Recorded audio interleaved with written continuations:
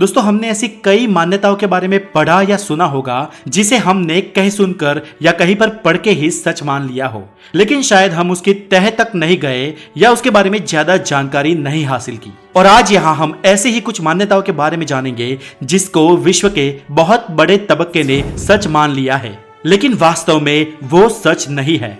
जैसे कि sir Albert Einstein कभी मैथमेटिक्स में फेल हुए ही नहीं, या बिजली के बल्ब के असली शोधक थॉमस एल्वा एडिसन नहीं थे, या फिर हम सच में हमारे दिमाग का 10% नहीं लेकिन 100% यूज करते हैं। तो दोस्तों आज इस सारे सवालों की सच्चाई के बारे में जानेंगे। मैं हूं हितेश गिरी गोसाई, आप है द नॉलेज के साथ, और हेल्दी नॉलेज के लिए द नॉलेज को जरूर सब्सक्राइब करें। मान्यता नंबर 1, आपका जितना अच्छा IQ होता है आप उतने ही इंटेलिजेंट होते हैं। या इसे दूसरे शब्दों में यूं कहे कि अगर आप इंटेलिजेंट बनना चाहते हैं तो आपका IQ बहुत ही अच्छा होना चाहिए। लेकिन दोस्तों असल में ये एक रॉन्ग बिलीफ है, गलत मान्यता है।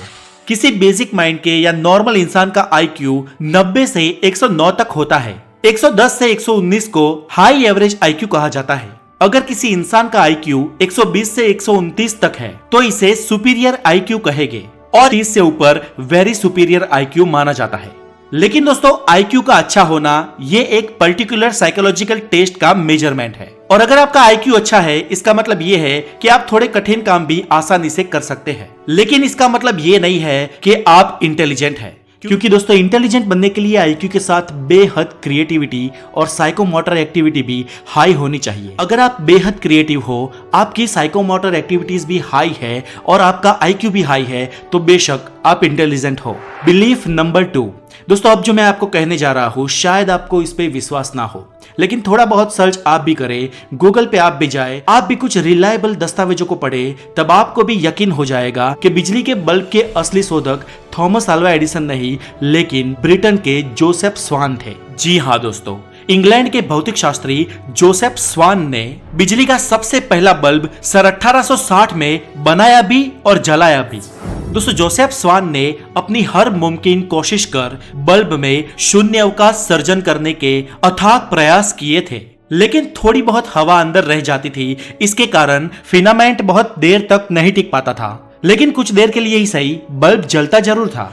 और बल्ब को बिजली का प्रवाह देने के लिए भी स्वान के पास पर्याप्त साधन नहीं थे।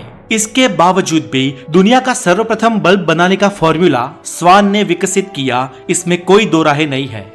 यहाँ एक और अमेरिका में थॉमस एल्वा एडिसन बल्ब का आविष्कार करने के अथाक प्रयत्न कर रहे थे, लेकिन एक के बाद एक उनके प्रयत्न निष्फल जा रहे थे। पर आखिर 19 साल बाद, दोस्तों मैं अपने वाक्य को फिर से दोहरा रहा हूँ, आखिर 19 साल बाद 1879 में जोसेफ स्वान के बिजली के बल्ब के फिनोमिना और आइडिया के आधार पर ही थॉमस एल्वा एडिसन ने बिजली का बल्ब तैयार किया, और खुद का आइडिया जोसेफ स्वान ने चुरा लिया है ऐसा जाहिर में आक्षेप किया। अब दोस्तों आप ही बताओ, यहाँ 1879 का थॉमस एल्वा एडिसन का आइडिया 1860 में जोसेफ स्वान कैसे चुरा सकते हैं, ये सोचने में ही थोड़ा कठिन लगता है। फिर भी बिजली के बल्ब के शोधक के नाम पर दुनिया में अगर किसी का ढंढेरा पीटा गया तो वो थॉमस एल्वा एडिसन का ही पीटा गया। इसके पीछे मुख्य 2 कारण थे। एक ये कि एल्वा एडिसन इससे पहले भी कई छोटी बड़ी खोजें कर चुके थे और उनकी पैटर्न भी खुद के नाम से करवा दिए थे, इसलिए बल्ब की खोज का एडिसन का दावा उस समय जनता ने बड़ी आसानी से मान लिया। और दूसरा ये कि दुनिया का सर्वप्रथम विद्युत मथक एडिसन ने स्थापित किया था, इसलिए वो बल्ब को नियंत्रित तरीके से विद्युत सप्लाई देकर लंबे समय तक प्रकाशित रख सकते थे। मेनलो पार्क नाम के एडिसन के खुद के गांव में, घरों में और स्ट्रीट पे भी उन्होंने कई सारे दिए जलाए, इसलिए बिजली के बल्ब के साथ उनका नाम हमेशा के लिए जोड़ दिया गया। दोस्तों बड़े कटाक्ष की बात उसके बाद हुई, जब कुछ वक्त बाद एडिसन और स्वान दोनों ने एडी स्वान नाम की एक बल्ब कंपनी की स्थापना की और सुधरी हुई एडवांस आवृत्ति के बल्ब बेचने की शुरुआत हुई। और इसके बाद इंग्लैंड ने जोसेफ स्वान को सर का खिताब दिया, लेकिन बिजली के बल्ब के शोधक के नाम पर तो एल्वा एडिसन की ही हुकूमत रही। ये एक बड़ा कटाक्ष है, और एडिसन ने बल्ब की सबसे पहले खोज की, ये मान्यता गलत है।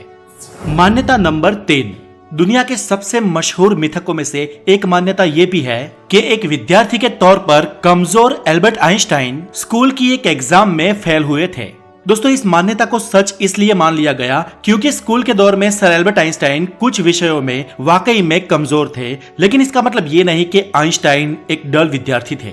सन 1886 में जर्मनी के म्यूनिख शहर की एक स्कूल में एल्बर्ट आइंस्टाइन ने 7 साल की उम्र में प्रवेश लिया था और जब वो 12 साल के हुए तब वो गणन शास्त्र का अभ्यास करने लगे थे, जिसका अभ्यास दूसरे आम स्टूडेंट्स 15-16 साल की उम्र से पहले नहीं कर पाते थे।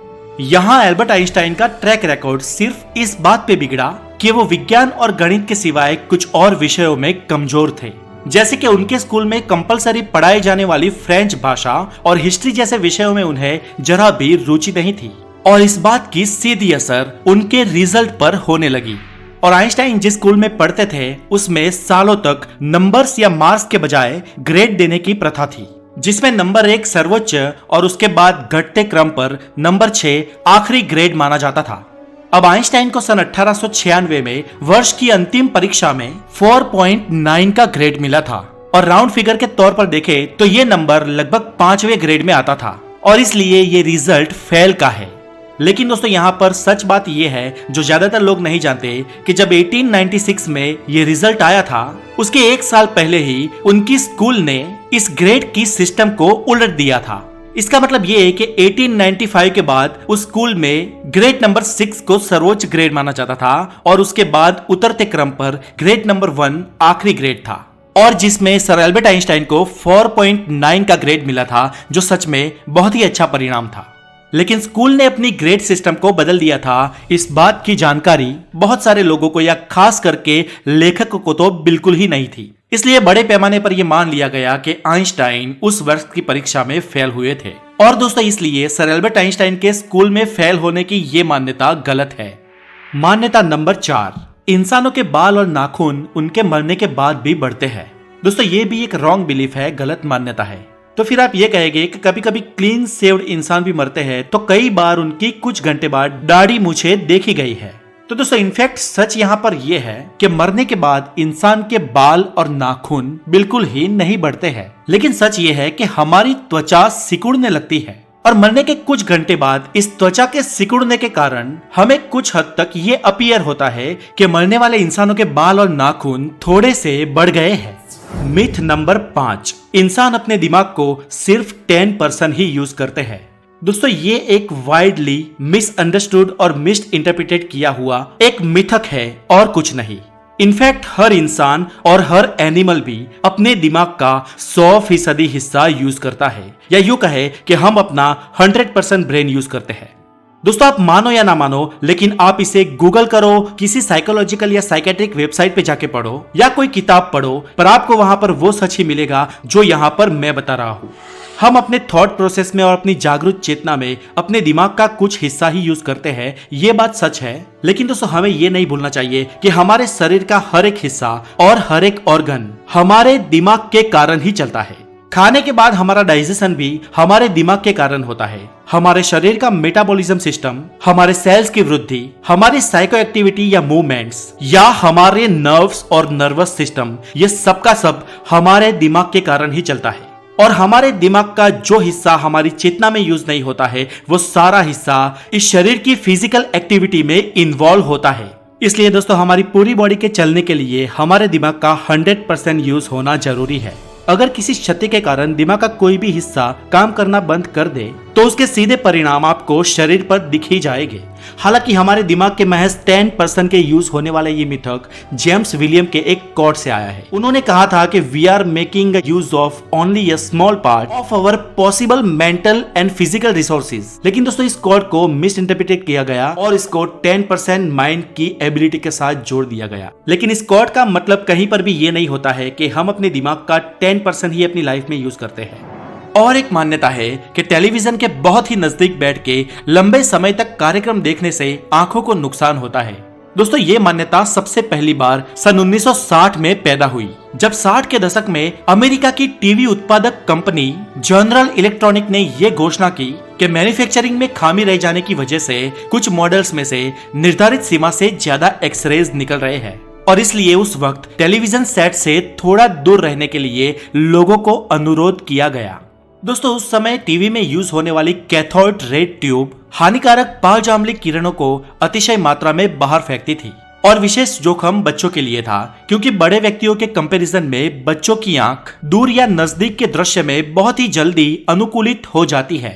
इसलिए अमेरिकी संसद ने 1960 के दशक में radiation control for health and safety नाम के एक कानून का गठन किया और इस कानून के अनुसार पिक्चर ट्यूब के कांच के ऊपर एक और शीशे का आवरण चढ़ाना जरूरी था, जिससे पालजामलिक किरण और क्ष किरण इस शीशे के आवरण से बाहर ना निकल सके। तो दोस्तों ये डिफेक्टिविटी पर्टिकुलर कंपनी के कुछ टीवी में ही थी, लेकिन खैर अब तो एलसीडी और एलईडी का जमाना है जिसमें पारंपरिक पिक्चर ट्यूब होती ही नहीं है। फिर भी पुराने कैथोड रेज टेलीविजन के सामने हम अगर बैठ के पिक्चर देखते हैं तो हमारी आंखें उससे नहीं बिगड़ती है। लेकिन हाँ दोस्तों, एलसीडी और एलईडी के इस जमाने में अगर हम टीवी के बहुत नजदीक और फुल लाइट के साथ हम टीवी देखते हैं तो ब्लू रे के कारण हमारी आंखें बिगड़ सकती है। लेकिन ब्लू लाइट को रोकने वाले अगर आपके पास चश्मे हैं या कुछ ऐसी स्क्रीन है जो ब्लू लाइट को रोक सकती है तो फिर वहां पर आंखों को इतना जोखिम नहीं है। तो दोस्तों आज के लिए इतना ही। ये वीडियो आपको कैसा लगा मुझे कमेंट करके जरूर बताएं और अगर आप नए हैं तो द नॉलेज को जरूर सब्सक्राइब करें। अपना बहुत सारा ध्यान रखें। Have a wonderful day. Take care.